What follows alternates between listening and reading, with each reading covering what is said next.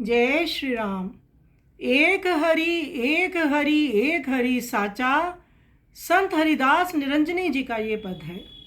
श्री हरिदास निरंजनी जी नाम स्मरण पर बल और सर्वव्यापक हरि का प्रतिपादन करते हुए कहते हैं कि केवल हरि ही साचा है। उसी परम परमेश्वर को भज कर अपनी वाणी को सफल करो। वह पूर्ण ब्रह्म अविनाशी है। उस प्रभु में अपना मन केंद्रित करो। राम जी का भजन कर परम गति को प्राप्त कीजिए।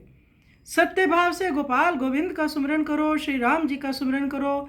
सभी कार्य स्वयं सिद्ध हो जाएंगे। विघ्न बाधाएं नहीं आएंगी। उस परम पिता के सुमिरन करते करते एकाकार वृत्ति में रम जाओ। अपने गुरु श्री हरिदास जी को प्रणाम करते हुए हरिदास जी कहते हैं कि मैंने अपने गुरुदेव से जैसा ज्ञान प्राप्त किया उसी में मैं आगे वर्णन कर रहा हूँ। यही उत्तम मार्ग है कि हरि भज अपने जीवन को सफल करो। आइए सुंदर पद का हम श्रवण करें।